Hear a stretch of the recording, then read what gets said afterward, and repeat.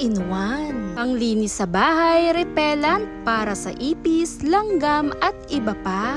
Kumuha lamang ako ng toothpaste. Kahit anong toothpaste po pwede nating gamitin at nagdrap lamang po ako dito depende sa dami ng ating kakailanganin. Pagkatapos naglagay din ako dito ng green oil, yung pinakatakip niya ang aking sinukat. Amoy pa lang din talaga, napaka-aroma, eucalyptus din ang dala nito. At halu-haluin po natin itong mabuti. At dito nga sa ating gagawin, napakaganda gamit-gamitin lalo na rin sa loob ng ating mga tahanan. At sa aking paghalo-halo nga, kung mapapansin nyo yung pinaka-toothpaste na muumuo nga po ang datingan nito o nagbuo-buo po ito. At naglagay rin po ako dito ng 1 teaspoon po ng baking soda. Pagkatapos, naglagay rin po ako dito ng sukang puti. 1 teaspoon din po ang aking inilagay. At sa paglagay-lagay ko po nito, lumalabas na rin yung pinaka-aromang dala.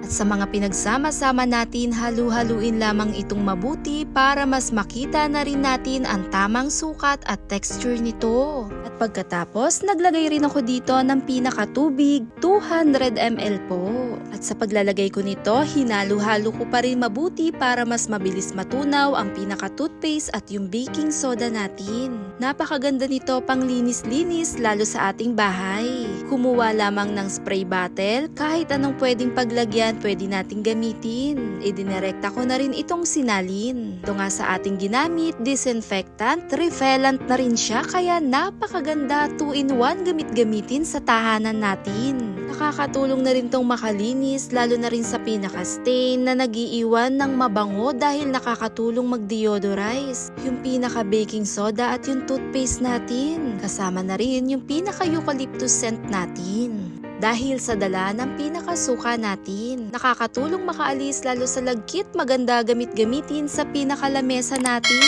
Kahit saan po parte sa kusina, pwede natin itong pamunas. Nagiiwan ng makintab at malinis, hindi rin to basta-basta makakapitan ng kahit langgam at yung pinakalangaw. Dahil sa dala ng suka, kasama ng ibang sangkap na ginamit natin, nakakatulong siya. Dahil na rin sa aroma at dala nito. Pwedeng-pwede rin to ipunas kahit po sa pinakasahig natin. Sa pagpunas nito, banlawan yung pinakabasahan at punasan po ng malinis na rin na tubig. Para hindi rin po basta-basta madulas ang pinakasahig natin. Na nakakatulong ito makaalis lalo na rin sa panghi, sa lapag natin o kahit saan pa po sa bahay natin. Dahil repellent scent na rin ito. Kahit pa pinakailalim ng rep, kasulok-sulukan ng ating lababo, gamitin ito, makakatulong din ito lalo na sa pinakaipis. Thanks for watching guys!